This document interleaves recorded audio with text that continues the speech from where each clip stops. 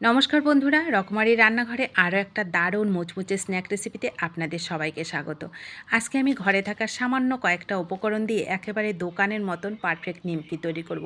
এই নিমকিগুলো বন্ধুরা খেতে যেমন সুস্বাদু হয় আর তৈরি করাটাও খুবই সহজ। শুধু সামান্য ছোট্ট ছোট্ট কয়েকটা টিপস একটু ফলো করলে আপনারাও পারবেন দোকানের মতন পারফেক্ট নিমকি ঘরেই তৈরি করতে।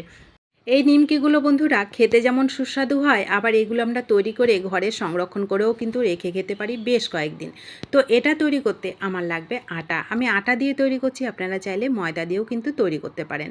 তো আমি এখানে এক বাটি আটা নিলাম, সামান্য মানে যতটা লবণ লাগবে ততটা লবণ দিলাম, 1 চামচ মতন চিনি দিলাম। এখানে আপনারা কালো জিরে দিয়ে তৈরি করতে পারেন, আমি কালো জিরেটা দিলাম না, আমি দিলাম 1 চামচ মতন জোয়ান।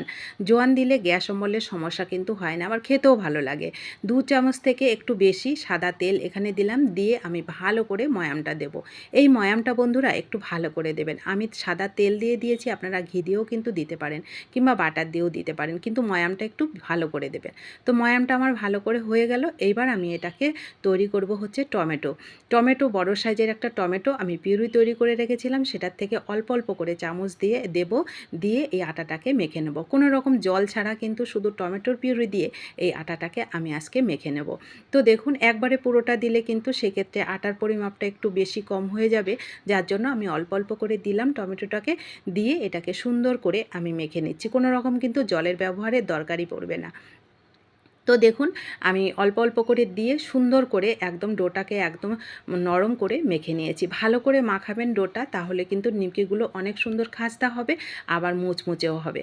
তো দেখুন, ভালো করে আমার মাখা হয়ে গেল। এবার এটার উপর দিয়ে হাতের মধ্যে একটু তেল নিয়ে এটাকে আমি মিনিট 5-এর জন্য একটু রেস্টে রেখে দেবো। তো আমি ভালো করে তেলটাকে মেখে নিলাম, মেখে নিয়ে এটা 5 মিনিটের জন্য একটু রেস্টে রেখে দিচ্ছি। আপনাদের হাতে যদি সময় থাকে সেক্ষেত্রে একটু বেশি টাইমও রেস্টে রেখে দিতে পারেন, সেক্ষেত্রেও কোনো অসুবিধা হয় না, আরও ভালোও হবে।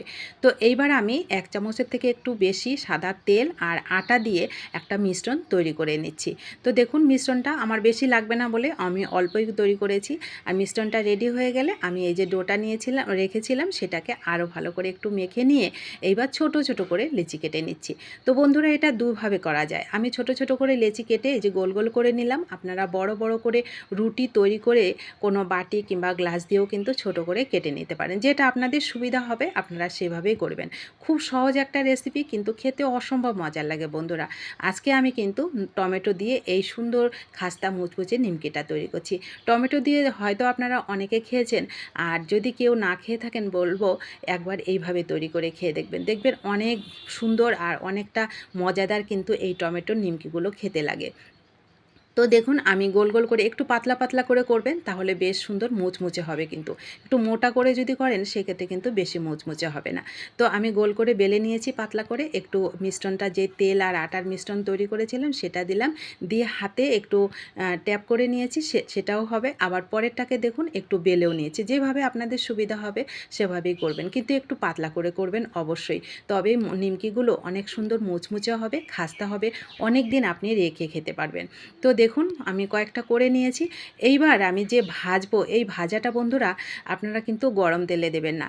মিডিয়াম হিটে তেলটাকে গরম করে গ্যাসটাকে একদম মিডিয়াম টু লোতে করে রেখে একটু টাইম নিয়ে সুন্দর করে এগুলোকে ভাজবেন। তাহলে যে লেয়ারগুলো আছে প্রত্যেকটা লেয়ার মুচমুচে হবে, আর আপনার নিমকিগুলো অনেক সুন্দর মুচমুচে হবে, খাস্তা হবে, খেতেও ভালো লাগবে। তো দেখুন, একটু টাইম নিয়ে আমি সমস্ত নিমকিগুলোকে একেবারে মুচমুচে করে ভেজে নিয়েছি। তো রেডি হয়ে গেল আমার দারুণ স্বাদের খাস্তা মুচমুচে টমেটোর নিমকি। বন্ধুরা, যারা খাননি তারা একবার এইভাবে তৈরি করে খেয়ে দেখবেন, দেখবেন অনেক মজার আর অনেক সুস্বাদু কিন্তু এই নিমকিগুলো খেতে লাগে। আমি আটা দিয়ে তৈরি করেছি বলে দোকানের মতন কালারটা হয়তো হয়নি। আপনারা ময়দা দিয়ে তৈরি করবেন, দেখবেন একদম দোকানের মতন কালার হবে। আর খাস্তাও হবে, লেয়ারগুলো একেবারে সমস্ত লেয়ার একেবারে মুচমুচে হবে, আর খেতে অনেক বেশি সুস্বাদু হবে। তো কেমন লাগলো আমার এই ছোট্ট রেসিপিটা অবশ্যই কমেন্ট করবেন। ভালো লাগলে শেয়ার করতে কিন্তু ভুলবেন না। নতুন বন্ধু হলে চ্যানেলটা সাবস্ক্রাইব করে প্লিজ আমার পাশে থাকবেন। আর রেসিপিটা ভালো লাগলে ভিডিওটিতে প্লিজ একটা লাইক করবেন। আপনাদের একটা লাইক পরবর্তী রেসিপি তৈরি করতে অনেকটা উৎসাহিত করে। দেখা হবে নতুন কোনো রেসিপিতে। ততক্ষণ অবশ্যই সকলে ভালো থাকবেন, সুস্থ থাকবেন এবং আনন্দে থাকবেন। ধন্যবাদ।